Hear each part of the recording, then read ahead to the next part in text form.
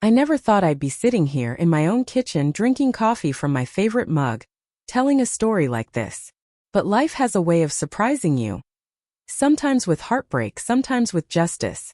3 years ago, I was declared incompetent by my own daughter Rebecca. The daughter I raised alone after her father left when she was just 7. The daughter whose college tuition I paid by working 2 jobs.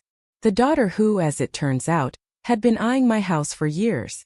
I'm Martha Wilson, 72 years old, and this is how I lost everything. And then got it all back with interest. It started after I fell in the garden. Nothing serious, a sprained ankle and a bruised ego. I'd been tending to my roses, the ones I'd planted when we first moved into this house 35 years ago.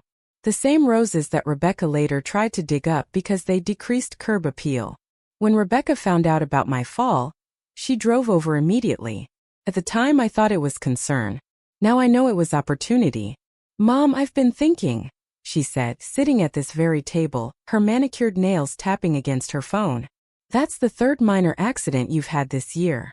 First the fender bender, then forgetting the stove on, and now this fall." I sipped my tea, annoyed but touched by what I thought was concern. "I'm fine, Rebecca. Dr. Martin says I'm in excellent health for my age." She didn't look up from her phone. "That's not what Mark says." Mark was her husband, a real estate developer with a permanent smile that never reached his eyes. He'd been dropping hints about my beautiful craftsman on such a valuable lot for years. "And what does Mark know about my health?" I asked, feeling a flicker of irritation. "He knows elder care. His company just partnered with Sunny Pines Assisted Living." She finally looked up. "Premier Care, Mom. Private rooms. And they have an opening next month." I laughed. Actually laughed. "I'm not going to a nursing home, Rebecca. This conversation is ridiculous." She reached for my hand with a practiced look of concern. "Mom, it's not a nursing home. It's an assisted living community. There's a difference." "The difference being?" "You'd have your independence, but with help when you need it." I pulled my hand away. "I don't need help. I need my daughter to respect my choices." She sighed, that martyred sigh she'd perfected since adolescence. "This isn't just about you, Mom. What if you fall when nobody's around? What if you leave the stove on again and burn the house down? What about the neighbors? What about me, constantly worrying?" "I left the stove on once, Rebecca. Once. After working a 12-hour shift at the hospital. I'd been a nurse for 40 years before retiring. And the fender bender was because that teenager was texting and rolled into me at a stop sign." She was already shaking her head before I finished speaking. "You always have an excuse." "They're explanations, not excuses," I said, feeling the conversation slipping away from me. "And they're valid ones." She stood up, smoothing her expensive slacks. "Just think about it, okay? Mark and I worry." I should have seen it then. The way her eyes drifted to the crown molding, the original hardwood floors, the stained glass window above the front door that had made me fall in love with this house decades ago. But I didn't, because she was my daughter and I trusted her. The visits increased after that. Rebecca or Mark would drop by unannounced, often when I was in the middle of something. They'd find me on a stepladder changing a light bulb or carrying laundry downstairs, and act like they caught me doing something dangerous. "See, Mom? This is exactly what we're worried about," Rebecca would say, taking the laundry basket from me like I was a child. Then came the coincidental visits from their friends, who just happened to be doctors, elder care specialists, or financial advisors. One afternoon, Rebecca brought over Dr. Harriet Collins, a geriatric specialist who just wanted to say hello, but ended up asking me a series of memory questions while Rebecca took notes. "What day is it today, Mrs. Wilson?" "It's Thursday, May 12th, I answered, growing increasingly irritated. "And who is the current president?" I stared at her. "Are you evaluating me in my own living room without my consent?" Rebecca jumped in. "Mom, Harriet is just concerned." "It's Dr. Collins, actually," the woman corrected, though not to me. "I want you both to leave," I said quietly. "Now." After they left, I sat in my garden shaking. Something was happening, something orchestrated and frightening. I called my friend Eleanor, who'd been my colleague at the hospital for 30 years. "They're building a case, Martha," she said bluntly. "You need to see your own doctor and get documented as competent. And you need a lawyer." I made an appointment with Dr. Martin the next day. He'd been my physician for 20 years and knew me well. Your blood pressure is elevated, Martha, he noted with concern. I'm being gaslit by my own daughter, I replied. After a thorough examination, he looked me in the eyes. Physically, you're in excellent health for a woman of 72. Cognitively, you're sharp as ever. I see no reason why you can't continue living independently. I felt tears of relief. Could you put that in writing? His expression grew serious. Is something going on I should know about? I told him everything. The coincidental visits, the pressure about Sunny Pines, the ambush evaluation. I'll document everything, he promised. And Martha? Be careful. I've seen cases where family members. He trailed off, but his meaning was clear. I left with a detailed letter affirming my physical and cognitive health, and a referral to a lawyer who specialized in elder rights. But I was too late. The next morning, I was making breakfast when my doorbell rang. Rebecca stood there with two strangers, a man in a suit and a woman in scrubs. Mom, she said with that practiced, concerned look. This is Mr. Nelson from Adult Protective Services and Nurse Garcia from Sunny Pines. They're here to help with your transition. I stood in my doorway, still holding a spatula. Transition to what? Mr. Nelson stepped forward. Mrs. Wilson, I have temporary guardianship papers here signed by Judge Franks. Your daughter has been granted emergency conservatorship due to concerns about your capacity to care for yourself. The world tilted. That's not possible. I just saw my doctor yesterday. I have documentation. Mom, please don't make this harder, Rebecca interrupted. We found your stove on again yesterday when we stopped by, and you weren't home. That's a lie, I said flatly. I was grocery shopping, and I haven't used the stove since breakfast. Nurse Garcia stepped forward with a gentle smile that chilled me. Mrs. Wilson, it's very common for memory issues to cause confusion about recent events. Why don't you pack some personal items? The transition team will handle the rest. Transition team? I repeated numbly. Rebecca wouldn't meet my eyes. They'll prepare the house for sale. Don't worry, all the proceeds will go to your care. In that moment, I saw with perfect clarity what was happening. The house I'd paid off 15 years ago. The house worth over $800,000 in our now gentrified neighborhood. The house Rebecca had been commenting on for years with phrases like, so much space for just one person, and such a waste of your retirement, maintaining this place. I want to call my lawyer, I said, my voice steadier than I felt. Mr. Nelson's smile never faltered. Of course. You can make that call from Sunny Pines. For now, we have a court order, Mrs. Wilson. Please cooperate or we'll be forced to call for additional assistance. I looked at my daughter, my only child, standing in my doorway with strangers who were there to take me away. She was texting something on her phone, not even looking at me. Let me get my purse and a few things, I said quietly. They gave me 20 minutes to pack a suitcase. 20 minutes to say goodbye to the home where I'd raised my daughter, where I'd mourned my husband James when cancer took him too young, where I'd built a life and planned to live out my days. As the car pulled away, I watched Rebecca standing in the doorway, my doorway, already measuring the space for whatever renovation she and Mark had planned. Don't worry, Nurse Garcia said from the front seat. Your daughter will bring anything you forget. I didn't respond. I was too busy memorizing the names on the guardianship papers they'd handed me.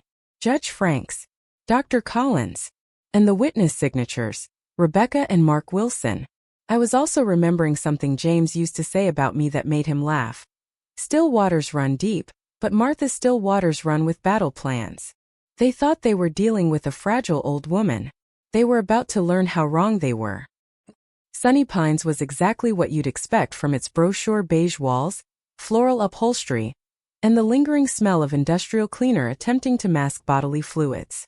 My private room was half the size of my smallest bedroom at home, with a twin bed and a bathroom where the shower, toilet, and sink existed in such proximity that you could brush your teeth while showering. You'll adjust, the intake nurse assured me as she catalogued my belongings. She confiscated my medications, we'll administer these on schedule, and my cell phone, just until orientation is complete. I sat on the edge of the thin mattress after they left, still wearing my gardening pants and the blouse I'd thrown on for breakfast. Through the wall I could hear someone crying. Down the hall, a television blared a game show at a volume that suggested the viewer's hearing was significantly impaired. "I'm being gaslit by my own daughter," I replied. After a thorough examination, he looked me in the eyes. "Physically, you're in excellent health for a woman of 72. Cognitively, you're sharp as ever. I see no reason why you can't continue living independently." I felt tears of relief. "Could you put that in writing?" His expression grew serious. "Is something going on I should know about?" I told him everything. The coincidental visits, the pressure about Sunny Pines, the ambush evaluation. "I'll document everything," he promised. "And Martha? Be careful. I've seen cases where family members." He trailed off, but his meaning was clear. I left with a detailed letter affirming my physical and cognitive health, and a referral to a lawyer who specialized in elder rights. But I was too late. The next morning, I was making breakfast when my doorbell rang. Rebecca stood there with two strangers, a man in a suit and a woman in scrubs. "Mom," she said with that practiced, concerned look. "This is Mr. Nelson from Adult Protective Services and Nurse Garcia from Sunny Pines. They're here to help with your transition." I stood in my doorway, still holding a spatula. "Transition to what?" Mr. Nelson stepped forward. "Mrs. Wilson, I have temporary guardianship papers here signed by Judge Franks. Your daughter has been granted emergency conservatorship due to concerns about your capacity to care for yourself." The world tilted. "That's not possible. I just saw my doctor yesterday. I have documentation." "Mom, please don't make this harder," Rebecca interrupted. "We found your stove on again yesterday when we stopped by, and you weren't home." "That's a lie," I said flatly. "I was grocery shopping, and I haven't used the stove since breakfast." Nurse Garcia stepped forward with a gentle smile that chilled me. "Mrs. Wilson, it's very common for memory issues to cause confusion about recent events. Why don't you pack some personal items? The transition team will handle the rest." "Transition team?" I repeated numbly. Rebecca wouldn't meet my eyes. "They'll prepare the house for sale. Don't worry, all the proceeds will go to your care." In that moment I saw with perfect clarity what was happening. The house I'd paid off 15 years ago. The house worth over $800,000 in our now gentrified neighborhood. The house Rebecca had been commenting on for years with phrases like, "So much space for just one person," and "such a waste of your retirement, maintaining this place." "I want to call my lawyer," I said, my voice steadier than I felt. Mr. Nelson's smile never faltered. "Of course. You can make that call from Sunny Pines. For now, we have a court order, Mrs. Wilson. Please cooperate or we'll be forced to call for additional assistance." I looked at my daughter, my only child, standing in my doorway with strangers who were there to take me away. She was texting something on her phone, not even looking at me. "Let me get my purse and a few things," I said quietly. They gave me 20 minutes to pack a suitcase. 20 minutes to say goodbye to the home where I'd raised my daughter, where I'd mourned my husband James when cancer took him too young, where I'd built a life and plan to live out my days. As the car pulled away, I watched Rebecca standing in the doorway, my doorway, already measuring the space for whatever renovation she and Mark had planned. "Don't worry," Nurse Garcia said from the front seat. "Your daughter will bring anything you forget." I didn't respond. I was too busy memorizing the names on the guardianship papers they'd handed me. Judge Franks, Dr. Collins, and the witness signatures, Rebecca and Mark Wilson. I was also remembering something James used to say about me that made him laugh. "Still waters run deep, but Martha's still waters run with battle plans." They thought they were dealing with a fragile old woman. They were about to learn how wrong they were. Sunny Pines was exactly what you'd expect from its brochure beige walls, floral upholstery, and the lingering smell of industrial cleaner attempting to mask bodily fluids. My private room was half the size of my smallest bedroom at home, with a twin bed and a bathroom where the shower, toilet, and sink existed in such proximity that you could brush your teeth while showering. "You'll adjust," the intake nurse assured me as she cataloged my belongings. She confiscated my medications, "We'll administer these on schedule," and my cell phone, "just until orientation is complete." I sat on the edge of the thin mattress after they left, still wearing my gardening pants and the blouse I'd thrown on for breakfast. Through the wall I could hear someone crying. Down the hall, a television blared a game show at a volume that suggested the viewer's hearing was significantly impaired. "This is temporary," I whispered to myself. "This is temporary." Dinner was served at 5 p.m. I was assigned to a table with 3 other women who barely acknowledged me, 2 focused on determining whether the gray mass on their plates was chicken or fish. "It's chicken on Thursdays," said the woman beside me, who introduced herself as Irene. She had bright eyes and a silver braid that hung down her back. "I've been here 3 years. You get used to guessing the protein by the day of the week." "I'm not staying long enough to memorize the menu rotation," I replied. She patted my hand. "That's what we all say, honey."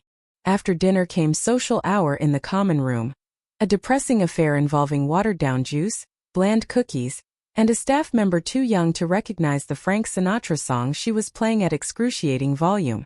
By 8 p.m. the hallways were quiet.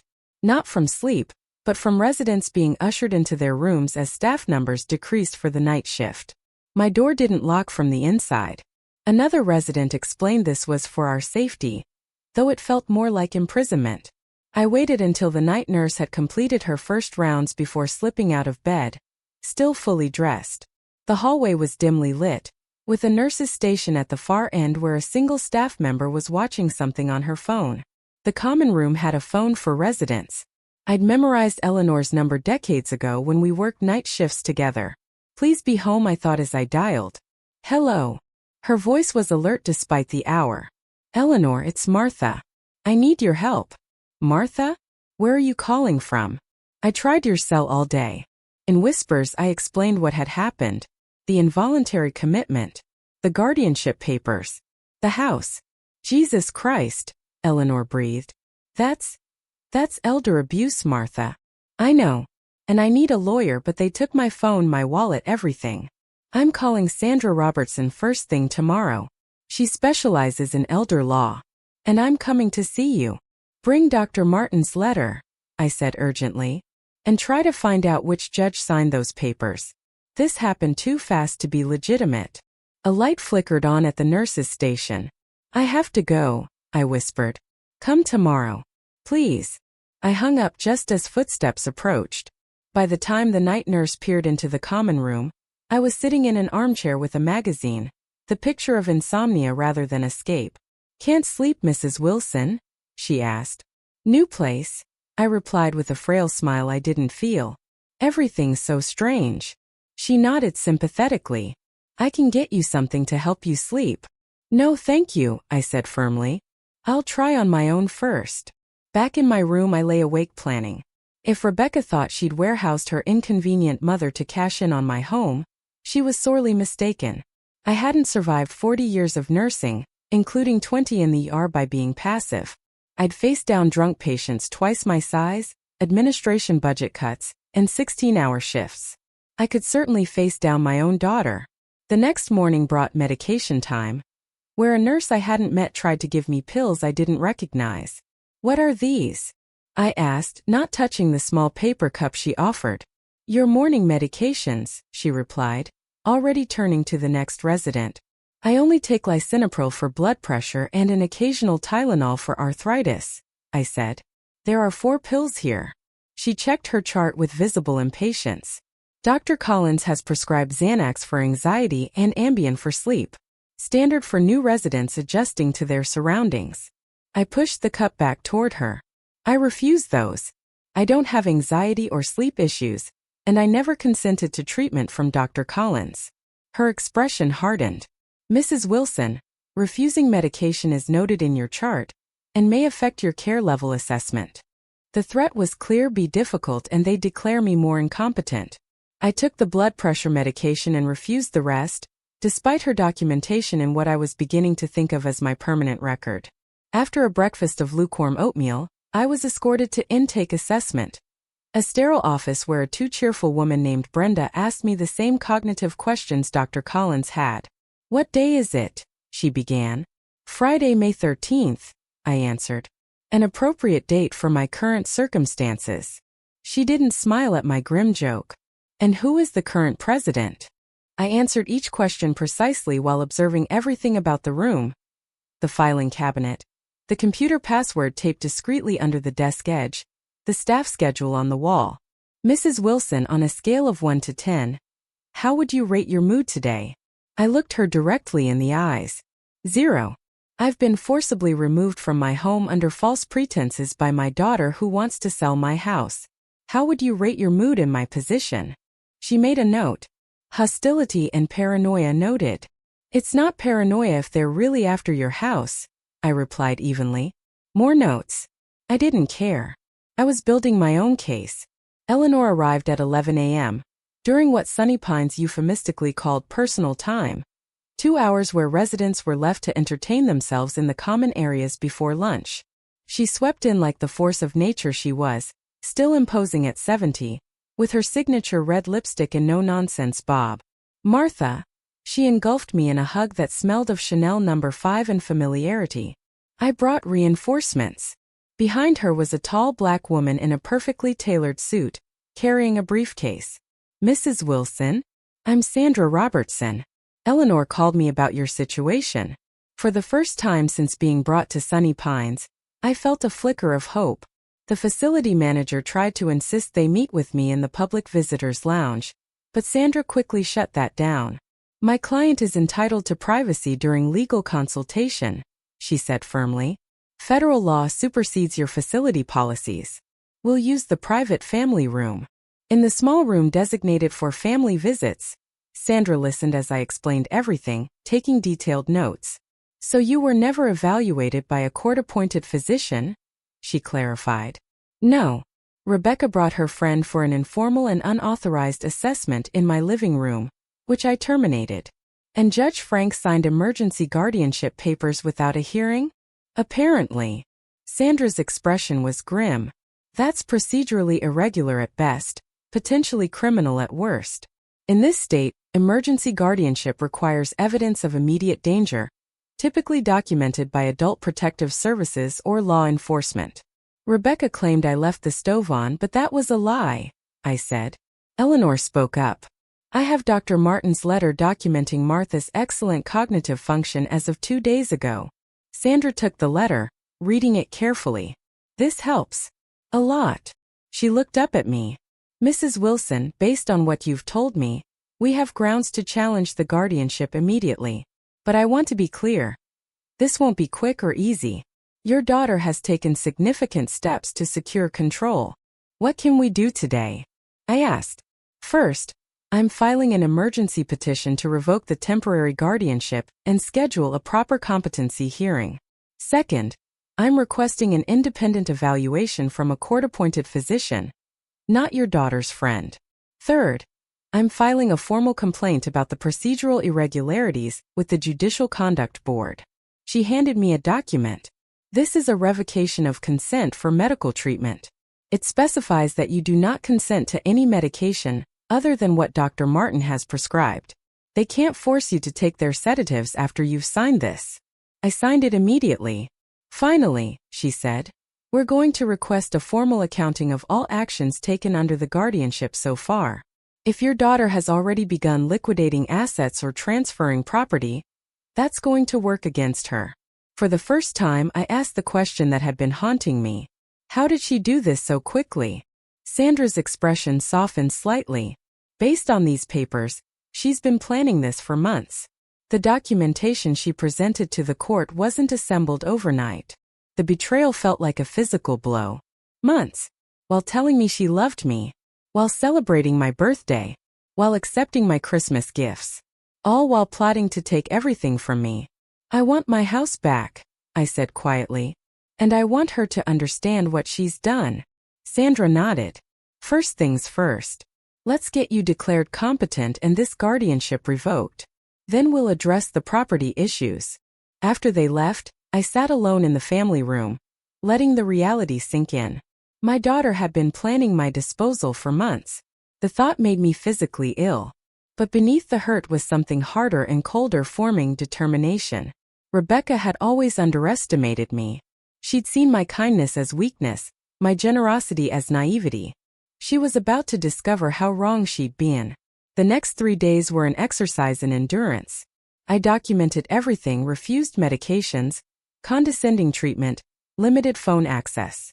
I befriended other residents and heard their stories, many disturbingly similar to mine. I memorized staff rotations and facility procedures. Knowledge was power, and I was arming myself. Rebecca visited on Sunday, walking into my room without knocking, dressed like she was headed to a brunch rather than visiting her imprisoned mother. "How are you settling in?" she asked, setting down a small plant on the windowsill without asking if I wanted it. "How do you think?" I replied. She sighed dramatically. "Mom, this attitude isn't helping. The staff says you've been difficult." "Is that what they call refusing unnecessary sedatives and documenting violations of patient rights? Difficult?" Her expression tightened. "Dr. Collins says oppositional behavior is common in early-stage dementia. Dr. Collins is your friend who's getting kickbacks from Sunny Pines for every resident she refers," I replied calmly. "And I don't have dementia." "Mom, how's the renovation going?" I interrupted. "I assume that's why you're really here. To update me on how you're spending my money to remodel my house before you sell it."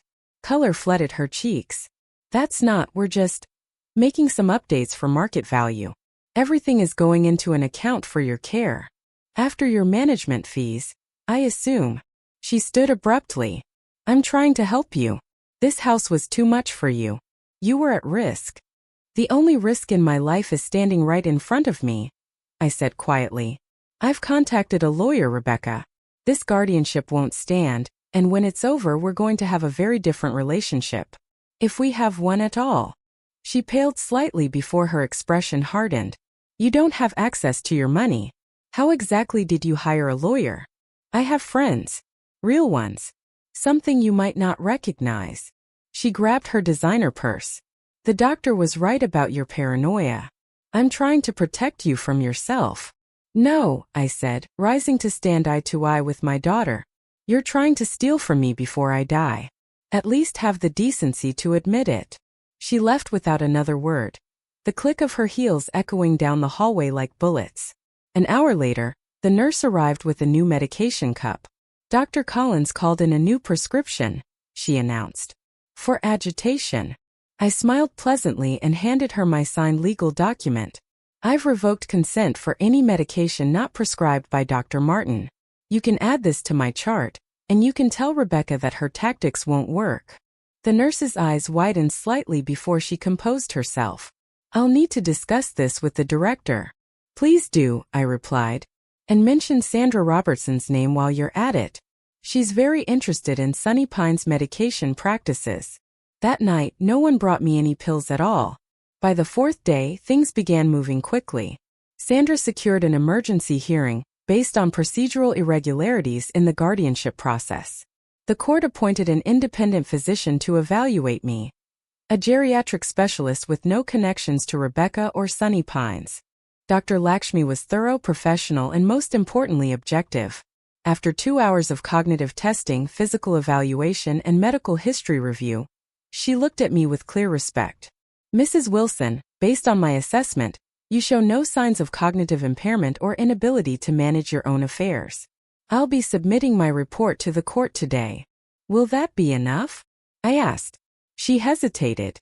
"Guardianship revocation can be complicated, but in cases of clear competence like yours, judges typically defer to medical expertise."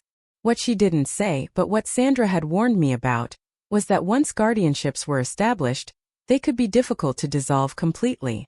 Courts were often reluctant to admit they'd made mistakes, even when presented with compelling evidence. But we had one advantage.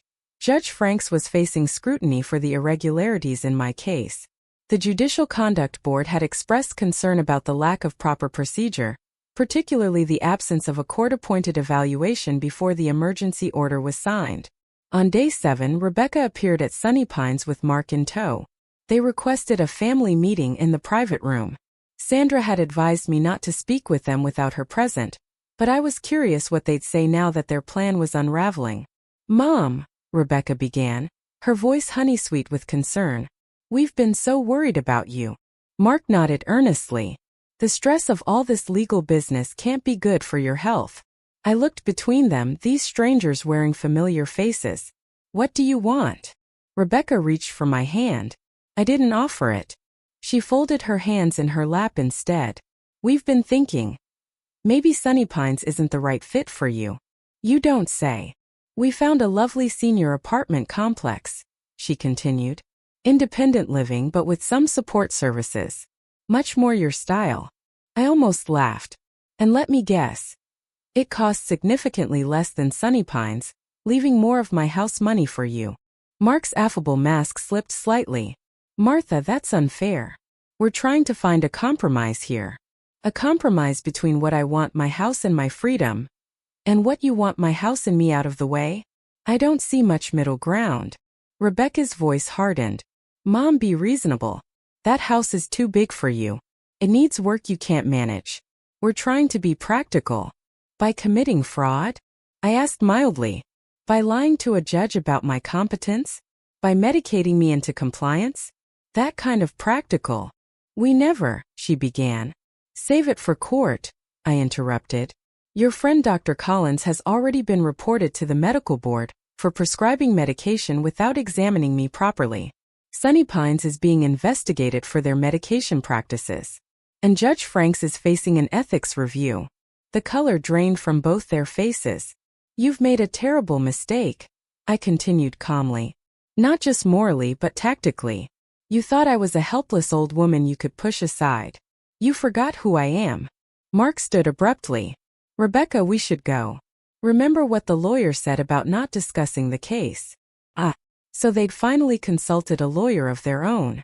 Too little, too late. Rebecca stood more slowly. Her expression a mix of anger and something that might have been fear. This isn't over, Mom. I smiled.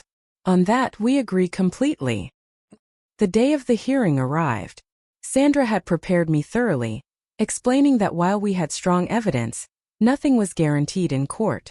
Judge Kaminsky is fair but cautious, she said as we waited outside the courtroom. He'll want to ensure that revoking the guardianship is truly in your best interest. I straightened my blazer, one Eleanor had brought from my closet, not the institutional clothes Sunny Pines had provided. Remaining under my daughter's control is not in my best interest. I can demonstrate that quite clearly. Sandra smiled. Just remember, calm, clear, and concise. Emotional outbursts, however justified, won't help our case. When we entered the courtroom, Rebecca and Mark were already seated with their attorney, a slick-looking man in an expensive suit. Rebecca had dressed conservatively, her usual designer clothes exchanged for something more subdued, playing the concerned daughter role to perfection. Judge Kaminsky, a silver-haired man with piercing eyes, called the court to order. We're here regarding the emergency guardianship of Martha Wilson.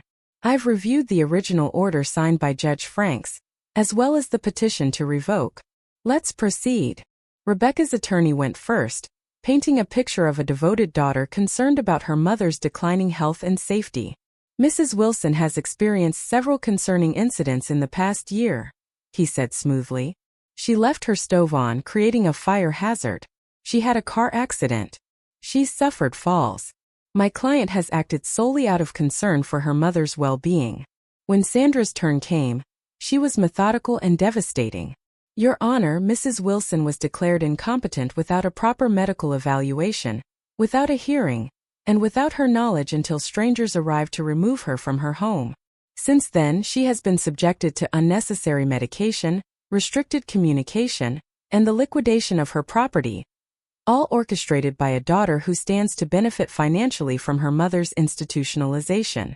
She presented Dr. Martin's evaluation, Dr. Lakshmi's independent assessment, and affidavits from my former nursing colleagues attesting to my mental acuity. She also submitted financial records showing that Rebecca had already listed my house with a real estate agent, despite the guardianship supposedly being for my care and protection. When it was my turn to speak, I rose slowly, feeling the weight of every eye in the courtroom. Your Honor, I worked as an emergency room nurse for 40 years.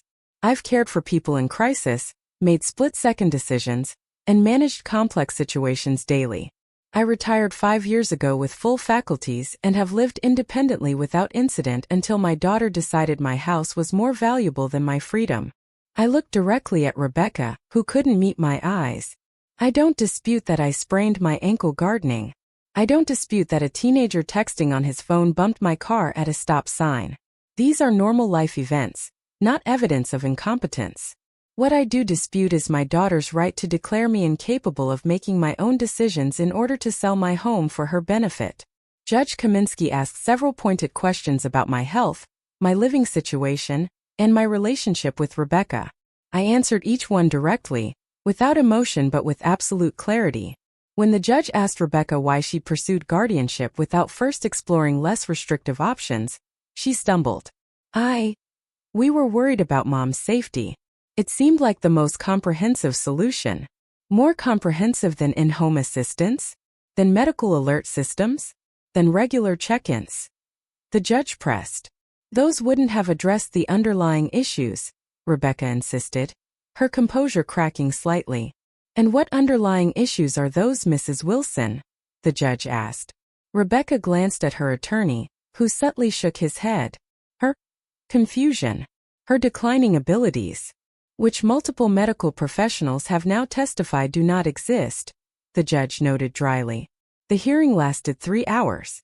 By the end, Rebecca was visibly nervous, her earlier confidence eroded by the mounting evidence against her actions. Judge Kaminsky delivered his ruling with unmistakable disapproval. Based on the evidence presented, I find no justification for the continued guardianship of Martha Wilson. The medical evaluations consistently show a competent individual fully capable of managing her own affairs. I am revoking the guardianship effective immediately. He looked directly at Rebecca. Furthermore, I am ordering a full accounting of all financial transactions conducted under this guardianship within 7 days. Any property sales or transfers initiated during this period are hereby frozen pending review. I felt lightheaded with relief. Sandra squeezed my hand under the table. But the judge wasn't finished. Mrs. Wilson, the younger Mrs. Wilson, he clarified, looking at Rebecca. I find the circumstances surrounding this guardianship troubling at best. The court will be referring this matter to the district attorney's office for review of potential elder abuse charges. Rebecca gasped audibly. This court is adjourned. Outside the courtroom, I stood face to face with my daughter for the first time as a free woman again. Mom, she began, her voice trembling slightly. You have to understand. I understand perfectly, I interrupted quietly. You saw an opportunity and took it. You thought I was weak, disposable, and easily manipulated. Your only miscalculation was thinking I wouldn't fight back. Mark stepped forward. Martha, be reasonable. We can work something out. I turned to Sandra. Please inform them that all further communication should go through you. I'll be returning home today. They have until tomorrow to remove any personal belongings they may have left in my house. Rebecca's face contorted. That's not fair. We've already started renovations. We've invested money. Without permission in a house you didn't own, Sandra replied coolly. Consider yourselves lucky if Mrs. Wilson doesn't pursue additional damages. As we walked away, I heard Rebecca's angry voice. This isn't over, Mom. I didn't look back. Some endings are also beginnings. Eleanor drove me home. After a week at Sunny Pines, the sight of my craftsman house with its wide porch and oak trees brought tears to my eyes. But those tears quickly dried when we went inside. They had already gutted my kitchen. The 1940s cabinets I'd carefully restored were gone, replaced with half-installed, modern equivalents. My vintage tile backsplash had been smashed away. In the living room, my hardwood floors were partially sanded, with equipment abandoned mid-project. Walls had been painted in sterile grays and whites over the warm colors I'd chosen years ago. Those vultures, Eleanor muttered, taking in the destruction. I moved through the room slowly, cataloging each violation. My bedroom had been converted into what looked like the beginning of a home office. The guest room, Rebecca's childhood bedroom, had been untouched, presumably saved for last. The garden was the final insult. My roses had indeed been dug up, leaving ugly holes in the carefully tended beds. 40 years of gardening undone in what must have been a few vindictive hours. I need to sit down, I said, suddenly overwhelmed. Eleanor guided me to the porch swing James had hung the year before he died. It was one of the few things they hadn't yet destroyed. We'll fix it, she promised fiercely.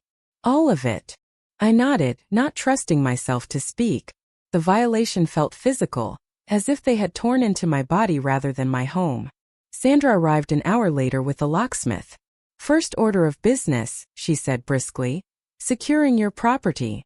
As the locksmith worked, she walked through the house with me, taking photographs and notes of everything that had been changed or damaged. This strengthens our case for financial recovery, she explained. They've done considerable damage to your property under a fraudulent guardianship. I touched the half-demolished kitchen wall. Can I really get it back? Not just the house, but how it was. Sandra's expression softened slightly. It won't be easy or cheap, Martha. But yes, we can seek restoration costs as part of our claim. And given what I'm seeing, a judge is likely to be sympathetic. That night, I slept in the guest room, the only bedroom with an intact bed, surrounded by Eleanor's hastily packed overnight bag and Sandra's legal files. The house felt violated, but it was still mine. I was home. The next morning brought an unwelcome surprise. Rebecca's key no longer worked in the new locks, but that didn't stop her from pounding on the door at 7 a.m., Mark hovering awkwardly behind her. When I opened the door, she pushed past me into the foyer. We need to talk. You need to leave, I replied. Any belongings you left here will be placed on the porch this afternoon. She laughed incredulously. Belongings? Mom, we invested over $30,000 in renovations already. The contractor is coming back today to finish the kitchen. No, he isn't, I said calmly. And any money you spent destroying my house without my consent is your problem, not mine. Mark stepped forward, adopting his real estate smile. Martha, be reasonable. The improvements we've started will significantly increase the property value. We can work out an arrangement where. Get out of my house, I said quietly. Both of you. Now. Rebecca crossed her arms. Or what? You'll call the police on your own daughter. The words hung in the air between us, a dare she thought I wouldn't take. I picked up my phone. Mom, she said, her voice suddenly uncertain. You wouldn't. I dialed 911. 20 minutes later, a police officer was documenting the situation while Rebecca and Mark stood fuming on the sidewalk. You have no right to keep us out, Rebecca shouted as the officer explained trespassing laws to her. We paid for those renovations. Without the homeowner's consent, the officer replied patiently. I understand there's already a court case regarding this property? Sandra, who had arrived moments after the police, handed him copies of the guardianship revocation and property documentation. Mrs. Wilson is the sole owner of this home. Her daughter initiated unauthorized renovations during a guardianship that has since been revoked as fraudulent. The officer nodded. Then it's simple. This is Mrs. Wilson's property. She has the right to determine who enters it. Rebecca's face contorted with rage. You'll regret this, Mom. You have no idea what you're doing. As they drove away, I felt a strange mix of grief and liberation. The daughter I thought I knew was gone. Perhaps had never existed as I'd imagined her. But with that painful knowledge came freedom from obligation, from manipulation, from the weight of unbalanced love. Are you okay? Eleanor asked softly beside me. No, I answered honestly. But I will be. The next weeks were a whirlwind of legal proceedings, renovation assessments, and rebuilding. Both my house and my life. Sandra filed civil charges against Rebecca and Mark for financial exploitation and property damage. The district attorney's office opened an investigation into potential criminal elder abuse charges, though Sandra warned me those would be harder to prove. The damage to my house was extensive. Beyond the visible destruction, they had begun renovations without proper permits, creating potential code violations that I was now responsible for addressing. They knew exactly what they were doing, said Carlos, the contractor Eleanor recommended. This kind of half-finished work creates maximum expense to fix.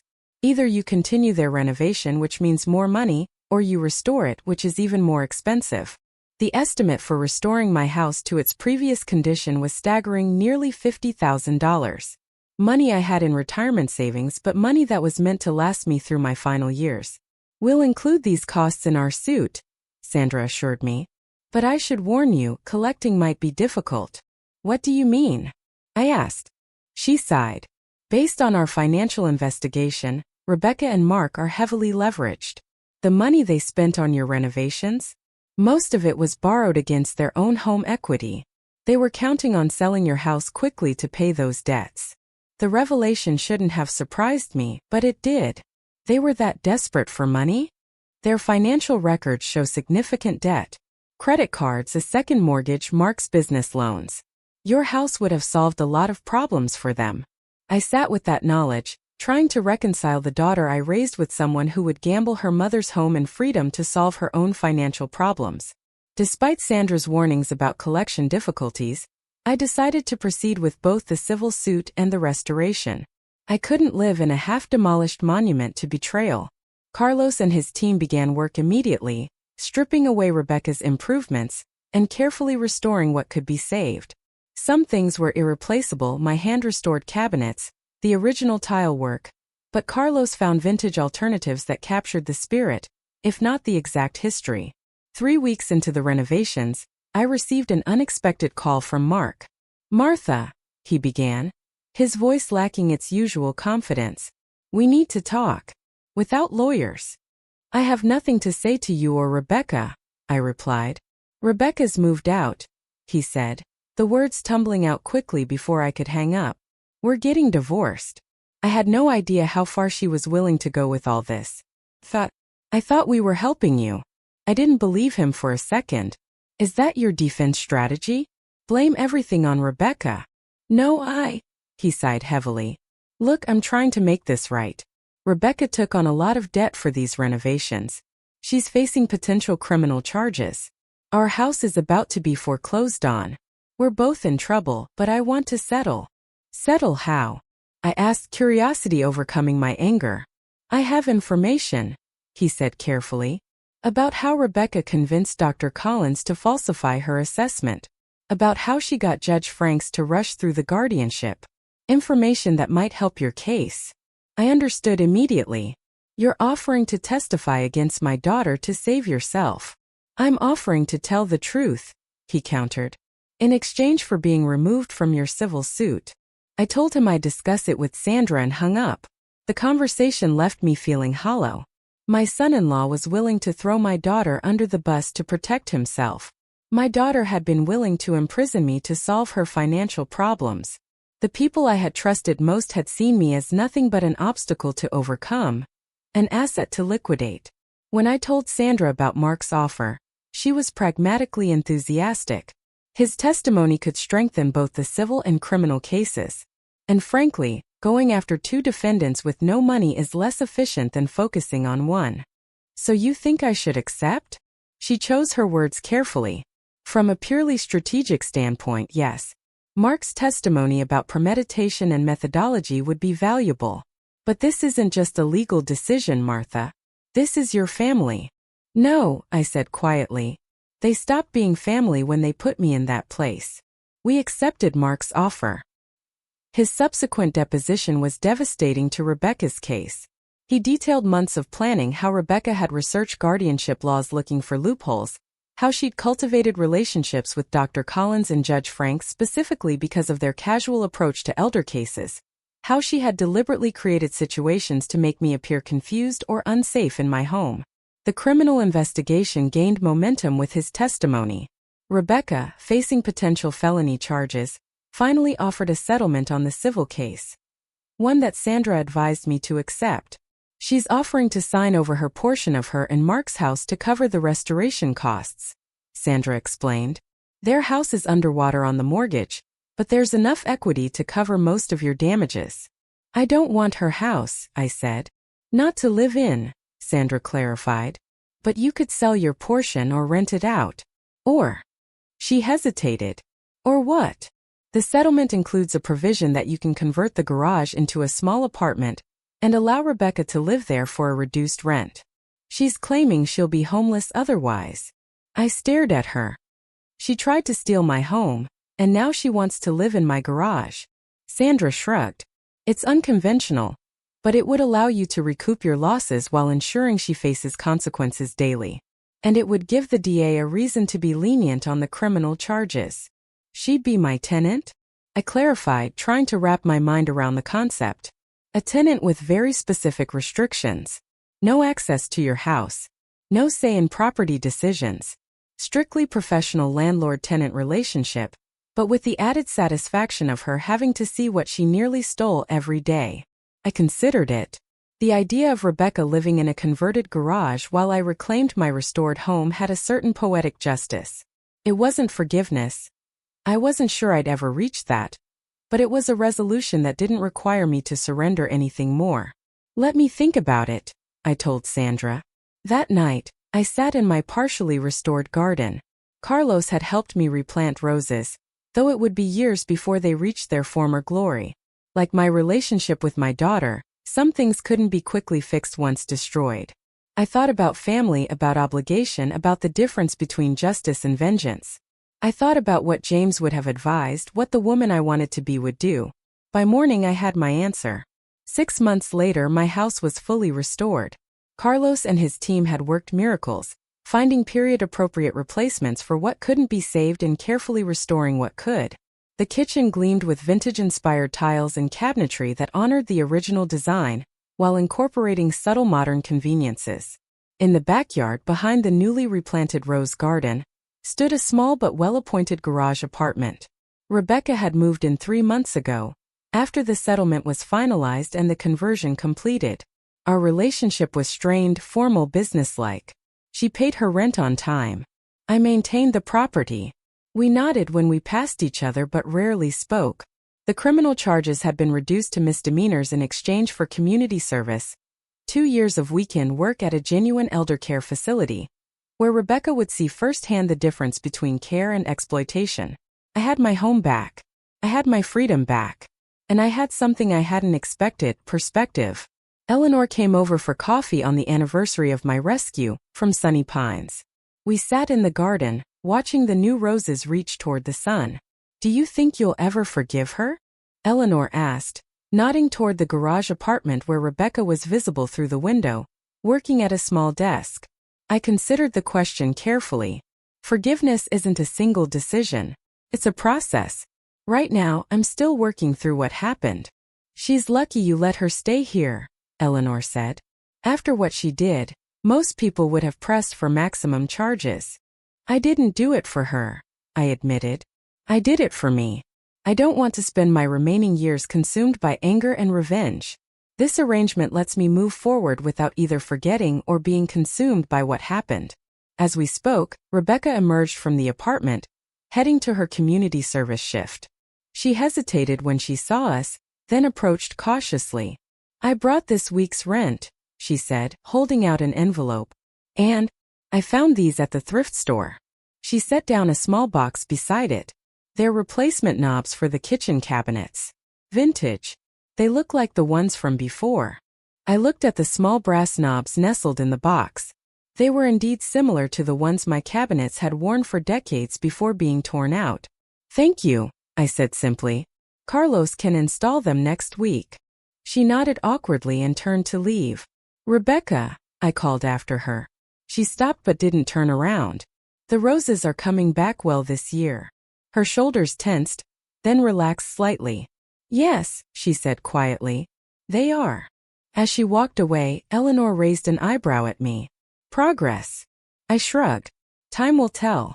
For now, I'm just grateful to be here, in my own home, making my own choices. We sipped our coffee in comfortable silence, surrounded by new growth in a garden that had once been destroyed. Some things once broken can never be fully restored. But with time, care, and determination, they can become something different. Something that honors what was lost while creating something new. My house was mine again. My life was mine again. And if there was a lesson in all of this, perhaps it was that while we can't control what others do to us, we can always control what we do next. I choose to rebuild. I choose to grow. I choose to be the one who decides what happens in my own home, my own life, and my own heart. That, after all, is what reclaiming your power really means.